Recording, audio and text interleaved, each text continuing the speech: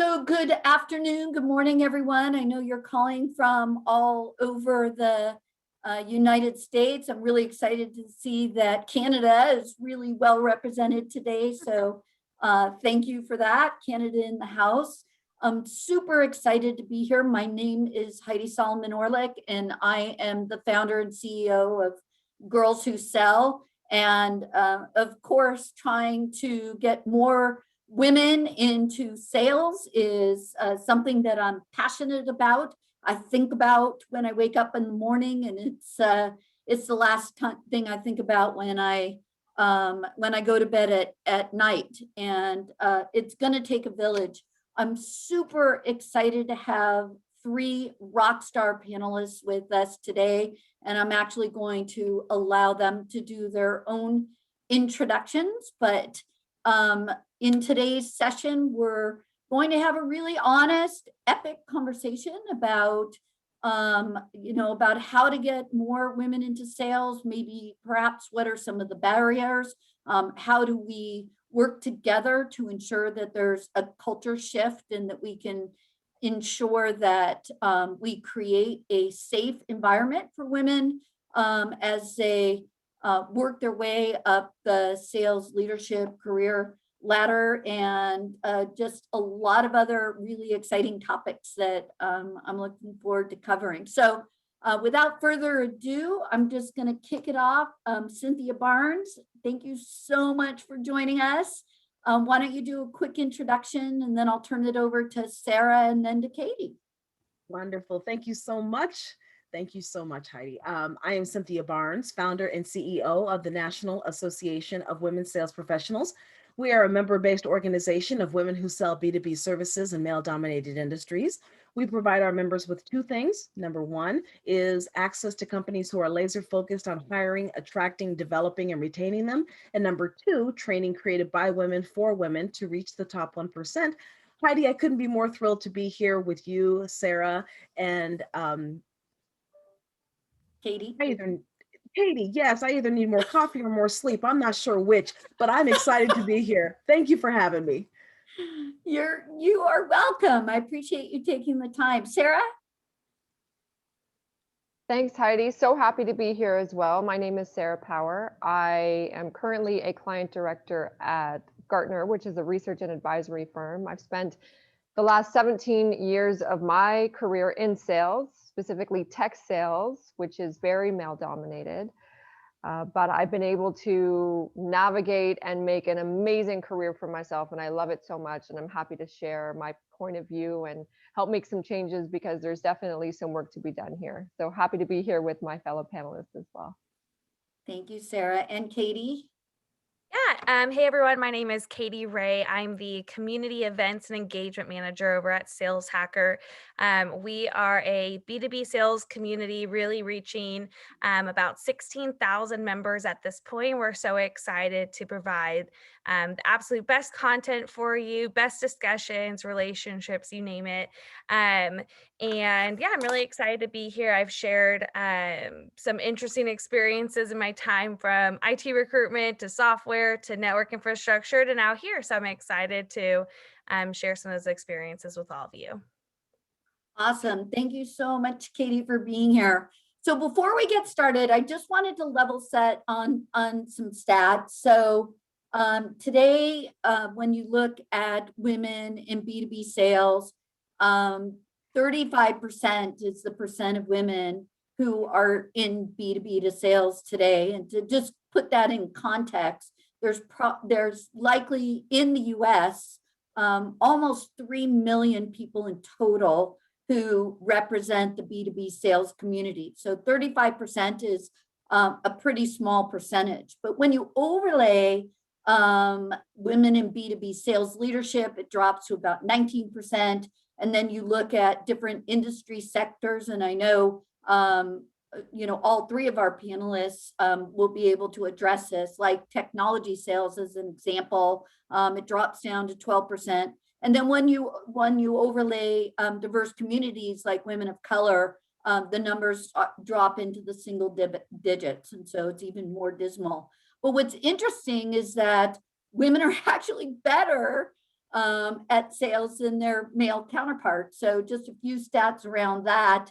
Women are 5% more likely to close a deal. They have 11% higher annual win rate and an 8% higher chance of pipeline stage acceleration. So for me, and one of the reasons that we started Girls Who Sell is, then why are more women not in in B2B sales? What is preventing them? And I think we're really going to start peeling back the onion today on that question. But before we jump into that specifically, maybe each of our panelists and whoever wants to start first is great, but each of our panelists can tell your origin story about how you ended up in sales leadership and a little bit about your leadership journey. So who wants to kick it off? Sarah, I'm going to call on you. Sure. Happy to kick us off. So I've been doing this for about 17 years. If you want to start where I started, I came out of university, degree in criminology and psychology. Now what? I learned during my degree I wasn't going to go into social services. It just wasn't for me. There's reasons behind that. But one of the things, you come home from university and it's like, okay, now you have to get a job. So I ended up getting a job at IBM in customer service.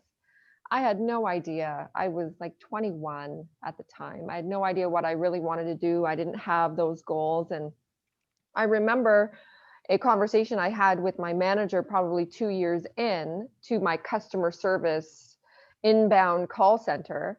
And I had been asked by another colleague to consider joining a sales team. And so I had a conversation with my manager and he said, "You don't want to go into sales." And I said, why?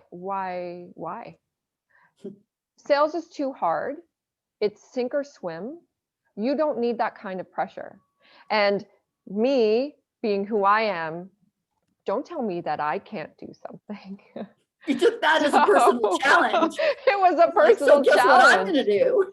Well, I thought to myself, I never even considered those negative connotations to sales. Only that person projected those things onto me. And I said, well, I'm going to find out for myself.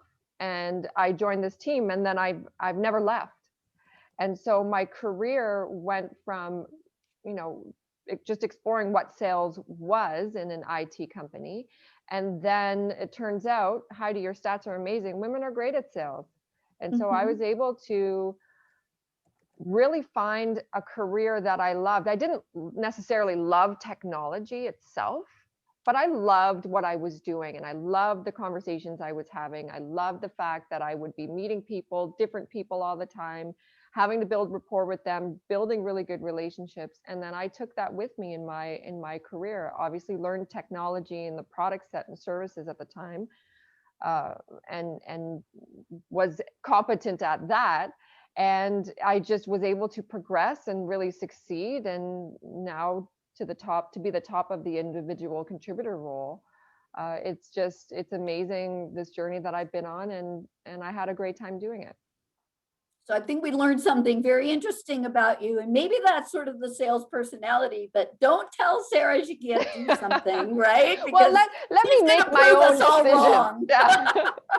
It's this idea that people project what they think onto others when they don't necessarily know if that person is up for the challenge or wants or is into it. And I find that happens a lot, is that managers, executives make decisions for people based on what they think, not necessarily what the person is actually thinking. Yeah, so I think we're going to unpack that a little bit later in the call. So Cynthia, why don't you talk a little bit about your journey? I started selling when Girl Scout cookies were $1.50 a box. Didn't really understand what sales was, but I knew that it was going to be fun just because of the way it was presented to me when I was younger. My first sales job was as an enrollment specialist for a for-profit university. And they told me in orientation, they said, if you come to work for us, we will give you a free degree. And you could have had me sewing underwater basket weaving. That's fine. I wanted a free degree. So what I learned was that when you position yourself to become the ultimate influencer, magical things happen, because sales is nothing more than influencing decision makers to say yes. So after I got my degree, my boss said, now you can go get a real sales job. And I said, well, what does that look like? And she said, try pharmaceuticals. So I had the company car and the Black Amex card, and I was whining and dining doctors, and it was a good life. And so from there, I thought, well, I can make a lot of money influencing people to say yes, and also changing lives. I thought there's no better career than that. There's no better career than that. And before we anybody puts in the chat about materialism, money is not to buy things, not to collect things. Money, especially for women, equals security and gives us options. So when I talk about money, I want people, especially women, because I'm a woman and sales influencer, to make as much money as humanly possible as fast as possible, because you never know when the unthinkable is going to happen. You could want a child, you determine with $200,000 in the bank when you return from maternity leave. If you're part of the sandwich generation, you've got aging parents on one side and you've got college age kids on the other. You can help them. You determine whether or not your kids graduate from college with a mountain load of debt, or whether or not you put your family members, your aging parents, in a home, or you have someone come in to help them. Money provides security, which provides option. And that's why I love sales, because it allows you to call the shots of your career, and no other career does that. I love that.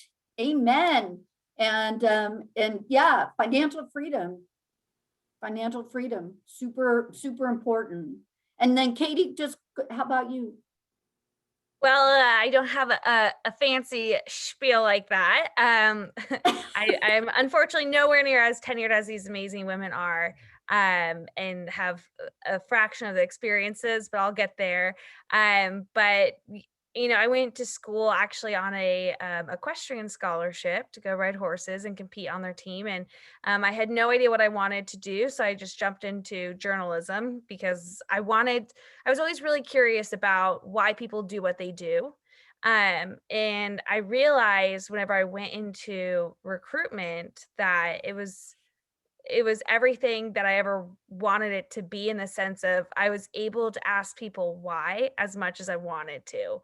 Why did they want to stay in their current job? Why were they happy? Why were they not happy? Why did they want to make a move? And I found that skill was really the backbone to my success so far in sales, of even through software and network infrastructure and hardware and hosted solutions, like being able to ask your customer why is so incredibly important. And that was something that has always excited me about sales.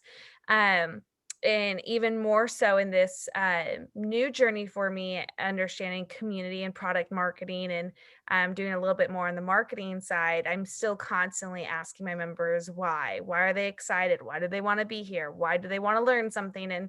And really figuring out what that looks like. And so I've definitely had an interesting journey to sales, but I wouldn't change it for anything. So. That's interesting. I don't know if you know this, but I was a competitive equestrian. I thought I saw a post like a couple weeks ago. You were a hunter jumper, right? I was an eventer, so I did hunter jumper and dressage. But the reason that I bring that up is because for me, it was really the foundation and my first understanding, one, of competition, right? And so there's, an interesting story of I was competing for a coveted spot on the U.S. equestrian team, and I didn't make the team. I was an alternate, but trying to negotiate with the head of the U.S. equestrian team at the time and position myself as to why I should earn that spot. Even though, there were so many other things that were stacked up against me. Yeah. And I think that was, you know, I did Girl Scouts as well, but that for me was a pivotal moment in like, you know what, it's not always black and white. And that was really having an understanding how important it is to be able to position yourself, right? And I took that experience and that moment into my sales career for a long time. It was an influential moment. So anyway, so you know, your stories are amazing.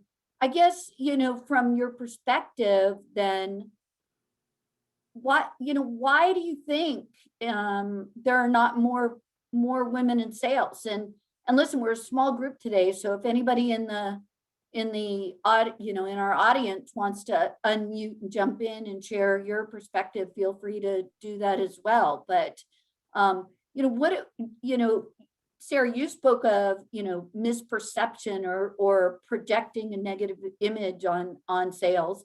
It's that you know, is it because it's more of a, you know, male dominated industry, or because, you know, it has this negative perception of you know, the used car salesman or the snake oil salesman, and so, you know, positioning it as a career that actually brings value and allows you to solve problems and be a part of a team, etc. You know, where do you think the disconnect is coming from? Anyone can jump in. Yeah, I think, Heidi, there's a lot there, but there's definitely there's a branding issue of sales, and there's ways to fix that. It's just not marketed well. Like, it's not marketed as a good career. When you come out of university or college or whatever post-secondary institution that you did, nobody is there at your recruitment days saying, come and join our sales team. Sales is great. It just doesn't translate as a real admirable position. So I think we have some work to do from a branding perspective. I think companies have to do better in that. Like the financial sales reps that I've come across, and you know, earlier in my career, about, hey, join our firm and become an insurance salesperson. It just, again, didn't resonate with me. It didn't make me feel good or excited. It felt like there was a lot of, you know, you don't get a base. Cynthia, you mentioned something so important around security for women. And I think that the woman employee has different needs than a man. And when you think about sales and the way that sales is marketed, I just don't think it's addressed in that way. So it may not be material things, a car or anything like that. It's security and choice, right?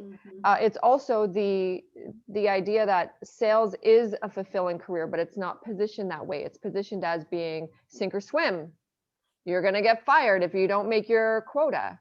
And it's too competitive. And it's stressful. And all those things from I won't project my own thing, but from myself, I don't like that stress. I don't want that stress. And yes, there's stress in every job you have, but the perception is that sales is going to be really, really, really hard.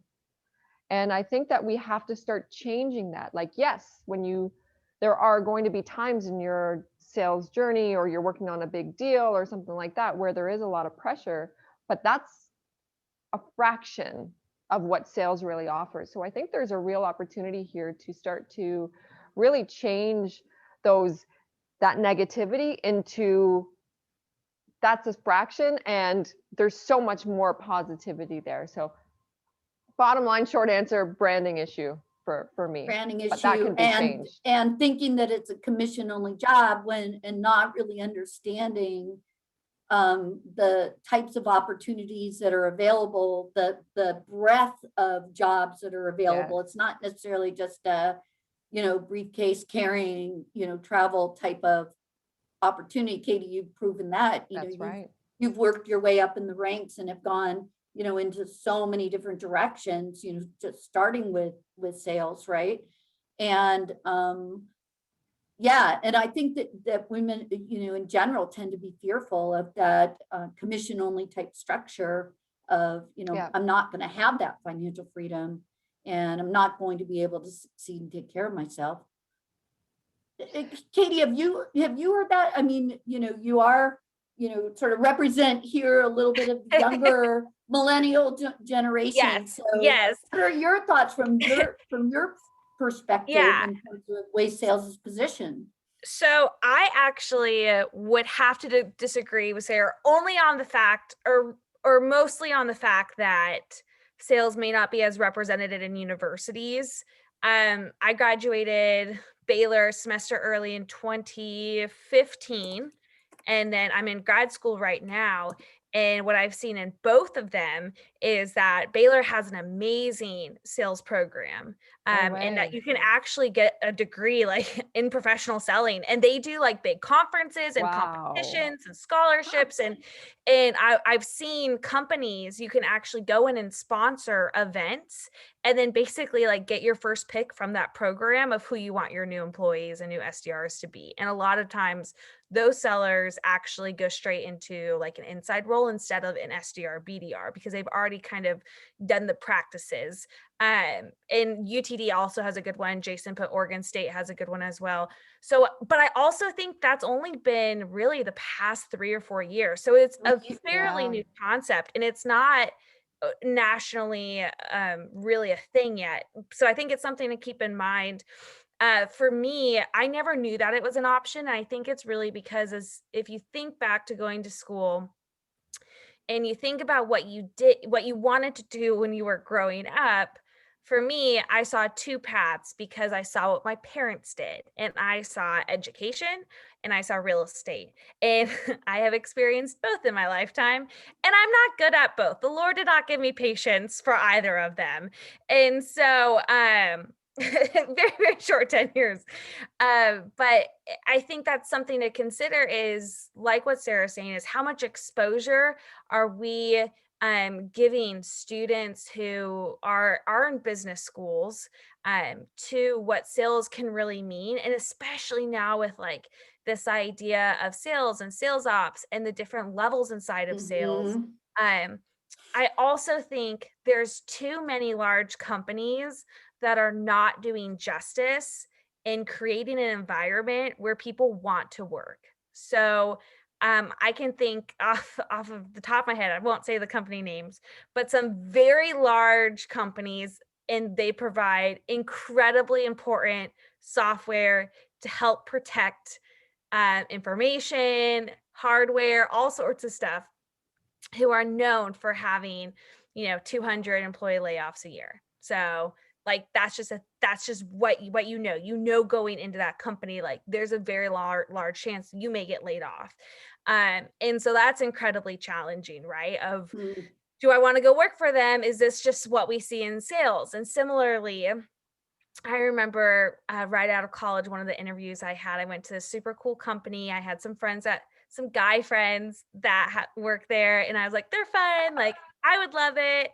And I went there, and there was like a basketball court on their second floor of the building in the office, not like in the rec room, not in the gym, but like next to desks where you're supposed to be making calls, and people golfing and like balls being thrown all over the place. And like it just, for me, I didn't feel like it was an environment where I could really grow, stretch my wings. And I'm really happy, like now looking back, that I didn't pursue that opportunity.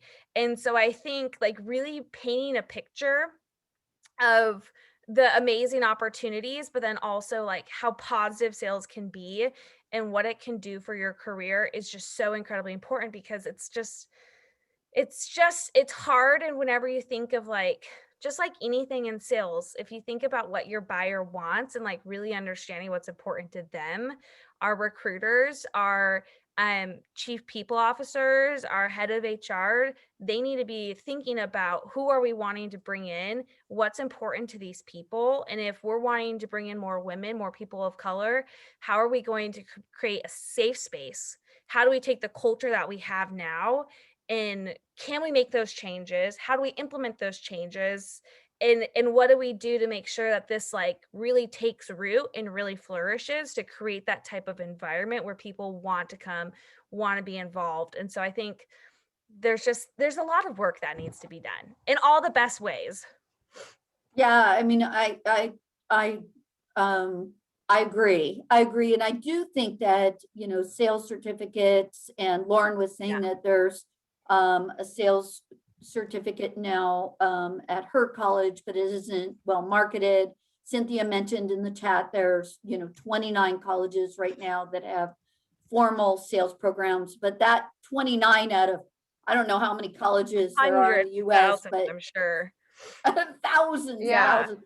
So it's sort of I think it's a new thing. Cynthia, I want to hear from you, but Rodney, you mentioned that you have a comment as well. Would love to hear Yeah, it. absolutely. Yeah, good to meet everybody. Yeah, it's interesting that my niece, I work for right now, my niece recently was interested in a job that we have, but she's a nutritionist. She's not in sales. So I said, consider sales a career. You can do well, you can get income, have a long lasting employment history with a certain company. And she said, but it's not what I went to school for. And I said, but why does that matter? And she said, well, I spent all those years in school. But I said, but don't you go to school to make money? Right. And so for her, it was more about her passion versus the income. Right. And focusing on her passion. And it didn't matter how much she could make. My, what I think I've seen during my career, especially trying to encourage, women to go into the sales field, is the reluctances around the ability to succeed. And that I always hear the same thing. I'm not a good salesperson. And then I typically would say to them, actually, you are. This is why I'm asking you, because you can see the individual sales ability and their ability to kind of connect with people and convince people and be consultative. And I think that's important. But I think it's that reluctance to get over that and then just kind of take the leap.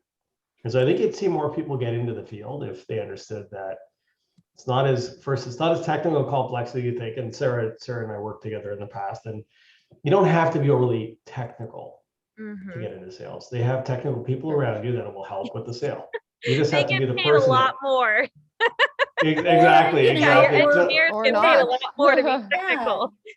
Or extroverted, or, I think there's all these perceptions. Cynthia, I'd love your perspective on that, right? Because I heard that a lot as I was going through, putting the business plan together for Girls Who Sell. And a lot of what I had heard as I was interviewing young women was, I'm shy, or I'm an introvert, or I'm an analytic, I don't have the skills to be successful in sales. So I'm just going to completely disregard it.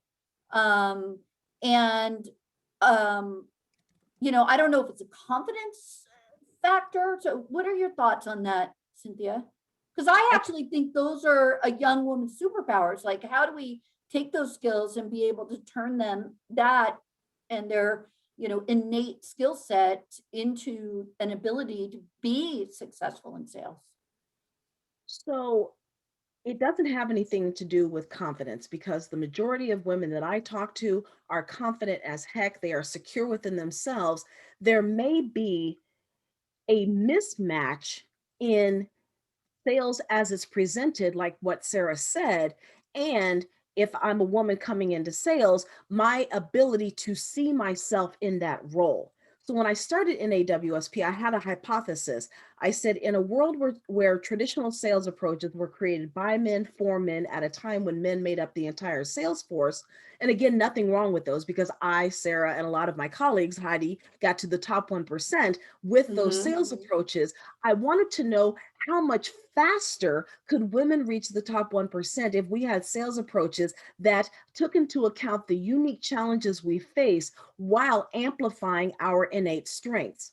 So let's take a job description, for example. We're looking for hunters. We're looking for quota crushers. We're looking at all of these things that are a disconnect of a woman's transferable skills. So Rodney, you talked about, I think it was your niece that had the degree in nutrition. What if we focused on her transferable skills of being able to build relationships with people among multi-hierarchy and translated that into, this is what's going to make you an exceptional salesperson. Women thrive on relationships. So Yeah. what if we were just to say, instead of being a hunter or a quota crusher, market it as your ability to build solid, sustainable, long-lasting relationships among a multitude of people so that you can influence those decision makers to say yes. I don't know any woman that would say, you know what, that's not me, Yeah, because I'm not, women that's thrive not on me. relationships. And Katie Yeah, mentioned, I love that. And I saw a really interesting stat lately. And then Aline, I'm going to put you on the spot a little bit. I'm really excited that you're here because maybe you can share some of your insight in the work that you're doing, really important work that you're doing, you know, around recruiting ads for women in sales. But, you know, I saw a stat that said that only 38% of job ads use gender neutral wording despite outperforming others, especially when targeting and recruiting for sales positions. And Cynthia, you brought up a really important point because, you know, you're right. All of the job ads that you see for sales are, you know, come and crush it and, you know, whatever. And it's this very, I don't know, aggressive, male dominated type of wording versus, you know, be a part of a team, be able to solve problems, create solutions, affect change, build relationships, you know, all those other things that are really important to women that will, I think, attract women. So, Aline, do you want to add anything to that or? I mean, yeah, Oh. maybe I can add something to that. So my name is Aline and I actually do my PhD in Germany in Mannheim, and I work on different topics related to B2B sales. And in my first research project, I was more dealing with, so I started more with digital sales performance drivers, and we had to look at how the organizational culture needs to be like. And we also found that the organizational culture, as you all said, it doesn't really support women. And what we have is, and from this point, we had a closer look at how B2B sales is perceived among students. So we had a look at how students perceive the career and also how people like you working in sales, how they perceive it. And we have compared that with different professions. And what we find actually is that there are huge misconceptions regarding B2B sales. I mean, there are misconceptions in all professions, but if you compare, for example, with finance, HR, misconceptions about sales are huge. And then we performed a text analysis with about 18,000 job descriptions in different countries. And what we find is actually that those job descriptions, they play a major role in shaping those misconceptions because they only talk about extrinsic rewards like you earn a lot of money and you get a nice company car and so on. But if you ask students what is actually, especially for millennials, what's important for them in their career choice, they say, yeah, I want to make a social contribution, I want to work in a team and so on. And those aspects, I guess it was about in 16% of job descriptions, they actually only name that. And also there's in research this concept of agency and communion. So agency is more if you're an agentic person, so you're really aggressive and pushy and so on. So, and that's those typical male dominated aspects. And they mention like numerous words like that, and those more communion oriented aspects that are more like female related, they're not mentioned at all. So yeah, we currently have a look at a conjoint analysis, more like going more into details into that. So yeah, if you have any ideas about all of that, also for research, feel free to talk to me. So yeah. Yeah, it's super exciting, the work you're doing. And I think for me, what it means is that companies need to begin to do an audit of their recruiting ads and, the amount of bias actually that is out there in the market, and start to think through that, particularly as they want to attract more women into sales. But, if we can have the collective goal to, attract women, put them into get certification programs and college degrees in it. But, and we can begin to build that pipeline. But if we don't also solve for the, some of the cultural things within a company, once a woman does apply for a sales position and gets a job in sales, we're not going to be able to retain them. So I'm interested in your thoughts on, how do we solve for some of the culture issues as well once we do get women into sales. Cynthia, do you have some thoughts on that? A lot. And we work with companies. We work with companies all the time on developing and retaining women. And the first thing I would say is you've got to have a women in sales ERG. A woman's ERG or BRG is not enough, because the challenges and needs of women in sales are totally different than women in engineering, women in advertising. For example, if a woman is sexually harassed at the hands of a customer or a prospect, that's that's an issue that other women in sales can relate to versus women in engineering or women in advertising. So that would be my first thing, is to have a very specific women in sales ERG. The second would be create a culture where women can be authentically themselves and not have to mold into the culture or to assimilate to the culture. If she's a woman, a Black woman, and she can't wear her natural hair because it's not cool within that culture, then that's a problem. So a lot of companies focus on diversity and equity. They forget the belonging. If you've got a boiler room with tons of TVs and they're all focused on or tuned to Sports Center, you've got cornhole in the corner, you've got basketballs flying around and footballs flying around. What you're essentially telling the women is our culture is a bro culture, a male dominated culture. You either get in where you fit in or you can get the door. And for women that are interviewing with companies like that, if you are interviewing and you don't see any women on the interview panel, you know two things. Number one, they don't respect women enough to hold them in leadership positions. And number two, you are going to, if you join that company, you will be a trailblazer. Nothing wrong with that, but you will have to get bloody knees, bloody elbows, trying to pave a way for other women. Again, there's nothing wrong with that. Just be aware. So culture, creating ERGs, and lastly, having training and professional development that addresses the needs of underrepresented populations. Because that is how you focus on them and you pour into them and you say, you mean the world to us. We are actually going to have something specifically for you. Yeah, love that. Anyone else want to add anything to that?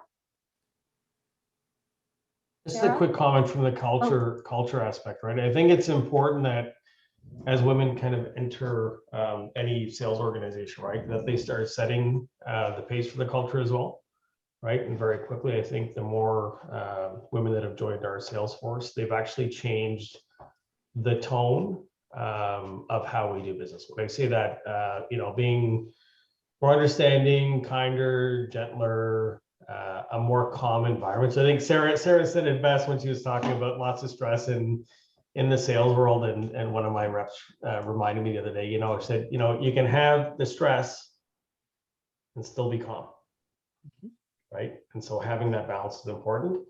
But I think that makes a big difference. The more women that enter a sales team really changes the dynamic of how you do business. And in fact, I think our the women on my team are the most organized and get the most done in a day. That's for sure. So, I mean, they're typically the go-tos when I need something done very quickly, and they do it very quickly, which is amazing. That's amazing. And Yeah. Heidi, could I share a couple of stats about diversity and why it's important to have women on your sales team? 100%. Okay, so female-led sales teams are 15% higher to exceed their quotas. Diverse companies are 70% more likely to capture new markets. Inclusive companies have a 2.3 times higher cash flow per employee over 3 years. And companies in the top percentage of gender diversity are 27% more likely to outperform their national industry average in terms of economic profit. So it's not just the right thing to do. There's actually a business case and a numbers case and a revenue case for promoting gender diversity. Yeah. Yeah. That goes right to the bottom line. I mean, it's not only it's not only the right thing, it's good for business. Yes, it is. Just wanted Sarah? to expand on what Rodney said too. I will say that Rodney is one of the leaders, I'll say few leaders that I've worked with who has that calm demeanor. We both worked for the same company years ago, where the culture really was in sales to pile on and to not necessarily support somebody going through that, is to make it worse almost. Likely because they're also under a lot of pressure. So, you know, when it comes to these businesses, at the end of the day, they're looking for growth, right? They're looking for a lot of revenue. Like, let's also be aware of that. These companies want top line, they want bottom line. The sales team is so important to making that happen. So when you have large transactions, there is that motivation, not only from the rep perspective, but also all the way up the management chain and sometimes up to the CEO, president, whatever, to ensure that those deals happen on a timeline that makes sense for the Bay Street, Wall Street, you know, stock price. So that's really where that comes from, right? That the pressure comes from the fact that these companies need revenue.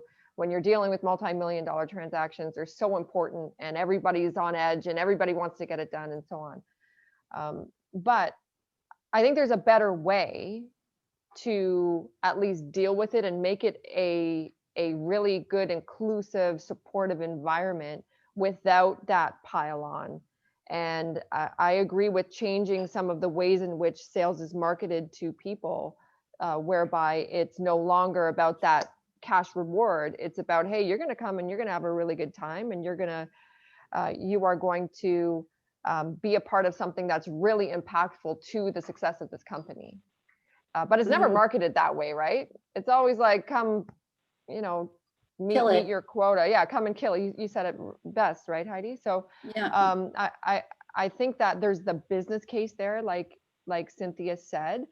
Companies just need to do a better job of making the culture away from that kill it culture to be more of, wow, you can actually do something that's going to move a company forward more so than almost any other position in the company.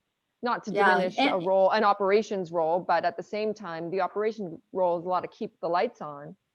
But sales is really that propeller, right? That engine that keeps that company moving forward. Super significant to these large firms, to any firm. And it's a gateway to the C-suite, right? I mean, you can see, you know, as women have made their way up through, you know, the ranks, and I think the stats show that about 20% of women today who are in C-level positions, whether it's CEO, CRO, it's even higher actually if you look at women in entrepreneurship in general, have come from a sales background. And because sales is, to me anyway, is equated with leadership skills, right? And it's a skill that regardless of whether you end up being in a more traditional sales role, that you will use throughout your career, right? So it's really, it is really beneficial. Pooja, I saw that you had your hand up. Did you have a comment? Yes, Heidi. Yes, absolutely. I'm loving this conversation, and I just wanted to add into what all the other guests spoke about. One of the things that I've personally experienced being in sales for such a long time is most often, and now I can reflect back and understand that it was me who was being a detriment to my growth and progress. I always had very supportive bosses, very supportive colleagues and peers and everybody. None of them made me feel like I was the only female in the team and I was not cut out for the job or I am not the right fit, etc., etc. They were all very supportive, but they would still go ahead and do their man stuff. They would, they would take smoke breaks downstairs, or they would play, tennis or basketball or whatever. The examples that have been quoted here. And what I would try to do is fit into that culture. Nobody was asking me to do that. Nobody was stopping me either from doing what I wanted to do. But, just very lately, meaning a few years ago, I started realizing that I don't have to fit myself into the mold of this bro culture. If I stand up for myself and I have a voice and I voice my opinion, then people, even though they may not like it, start accepting the fact that, yes, we have a female in the team and we need to be respectful of that. Or we need to make some adjustments or arrangements for the females in the group as well. I'll give you an example. Very early on in my career, I worked in a company back in India where they only had one washroom. It was a very small company. They were growing, but they only had one washroom. And I, being the only female in the team, did not want to use that washroom that everybody else was using as well. And I asked them that this is not working for me. You've got to change things, right? And they did, to my surprise. And I'm giving you this example because there were two options in front of me. Either I could just sit down and just sulk, or just have an opinion and voice my opinion. So and from there on, there have been many instances where I've voiced myself and I've seen the changes happening. Not 100% of the time. Sometimes people don't take the opinions as well. But my recommendation, number one recommendation to any female leader, because we're talking about a brave female leadership here, would be to first of all know who you are, know what you stand for, know yourself well. Like Cynthia said, like wearing your hair. And I've gone through this journey personally myself. I have an Asian hair, thick hair, going all over the place, right? I used to spend a lot of time getting myself presentable, but then I realized I still can be presentable and not fit into a mold. So I've gone through those subtle cycles of knowing who I am, how I want to represent myself, and this is what I want to stand for. So just some piece of information in terms of what I feel has worked for me. Yeah, thank you so much for sharing that. I'm sorry, Kate, I just want to say one thing and then I'm going to turn it back over to you. But especially early on in my career, when I started sales 30 years ago, I mean, if we think it's male dominated now, then it was really, really male dominated. But at first, I really did try to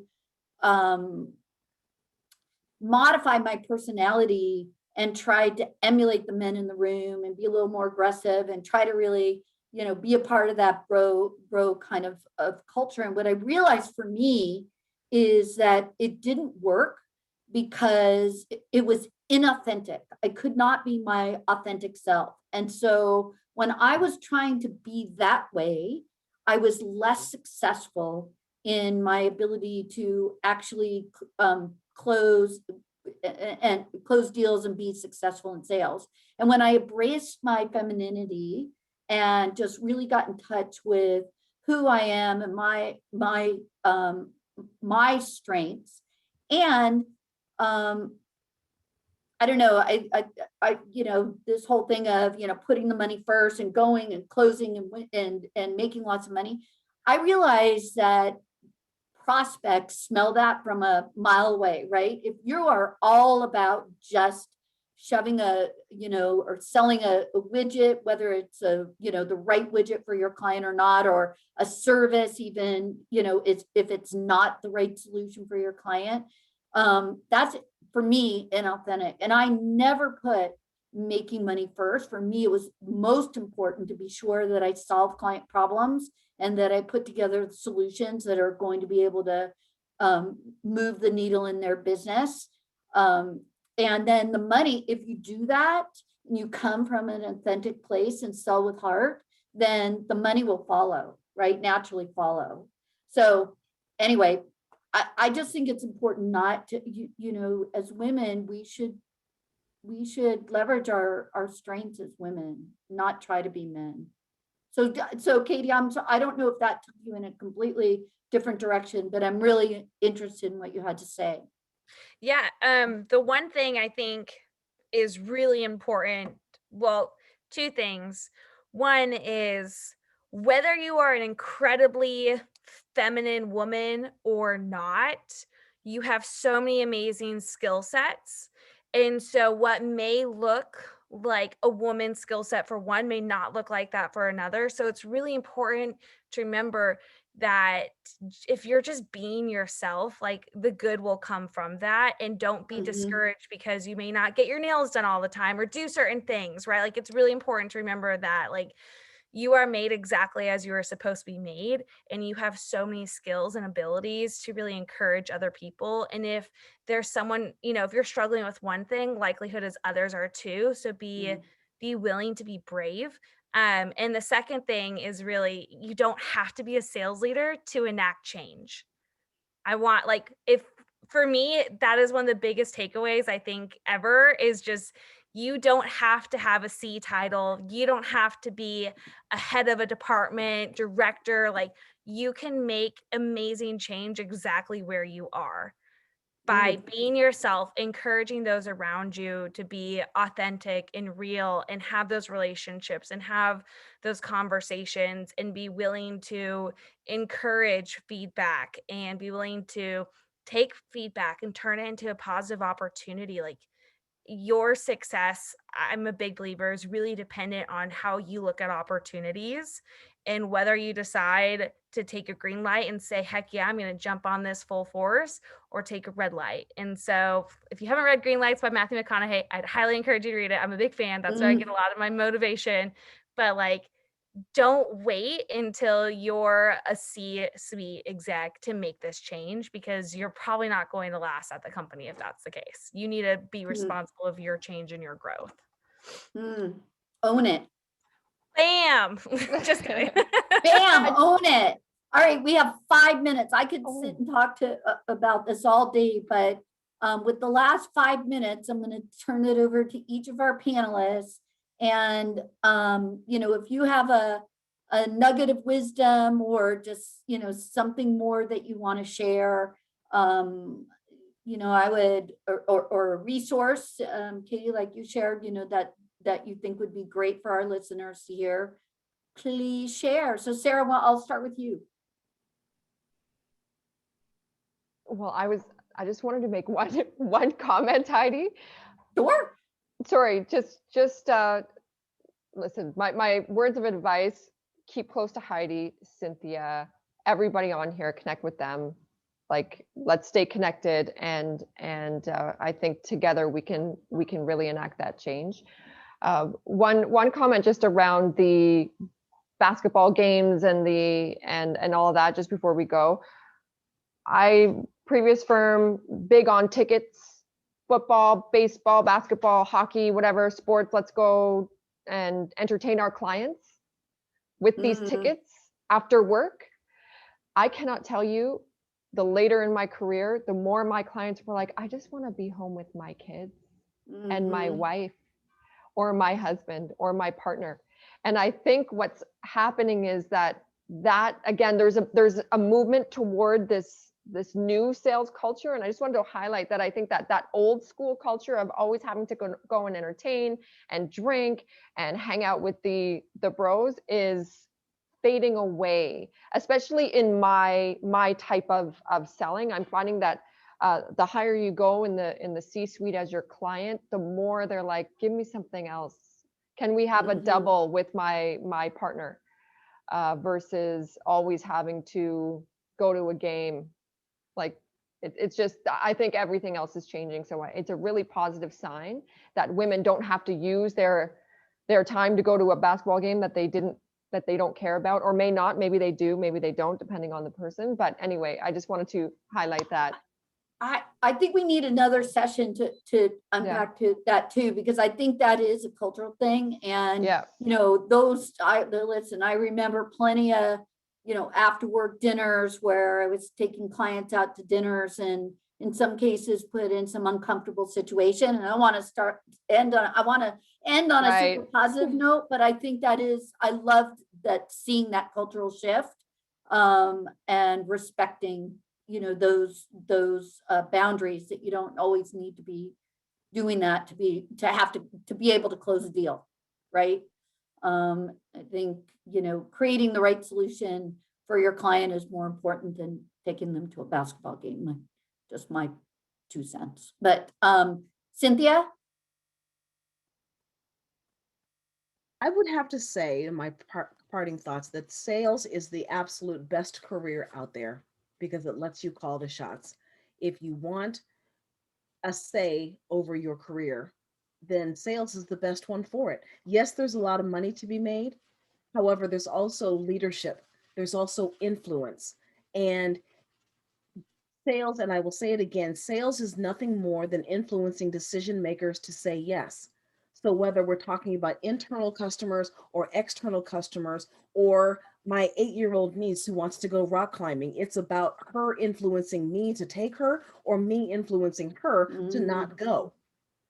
So that's what sales is. Sales is your ability to change the world. And as far as getting more women into sales, we need mentors that are reaching up and reaching back at the same time. It doesn't work if you don't reach up and reach back. So for those of us who are aspiring to rise to the top, to reach the top 1%, don't forget to reach back and help someone else level up. And when women can see other women who are successful, as Lori Richardson of Women's Sales Pro says all the time, if you can see it, you can be it. We have a duty to reach back and help someone else. We can't just talk about it and offer lip service. We've actually got to say, here's how you position yourself with your transferable skills to become a saleswoman or professional sales person. So that's what I would say. Yeah, and your organization, Cynthia, you know, has such a great mentorship program. So I really commend you for that, and your mentorship Mondays. And you know, I agree. I think it's incumbent upon all of us that have careers in sales right now to bring along the future generations and mentor and sponsor them along the way. And then Katie, I'm going to end inspiring. So inspired every time I hear you speak.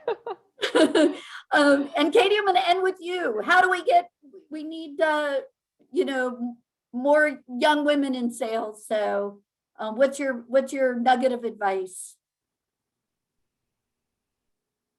There we go.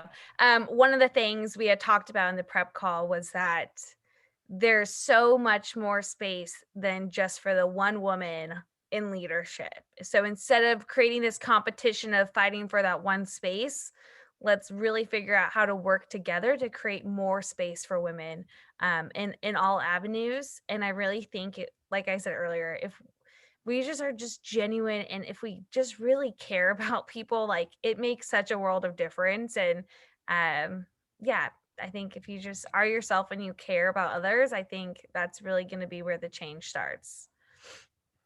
Thank you so much, everyone, for taking time out of your day and joining us today. I enjoyed every minute of this conversation. Cynthia, Katie, and Sarah, thank you for sharing your nuggets of wisdom. And yeah, let's all stay connected because it's going to take a village. So thank you. Thanks so much, Heidi, as always. Take Thanks, care. everyone. Thanks everyone for coming. Thank you.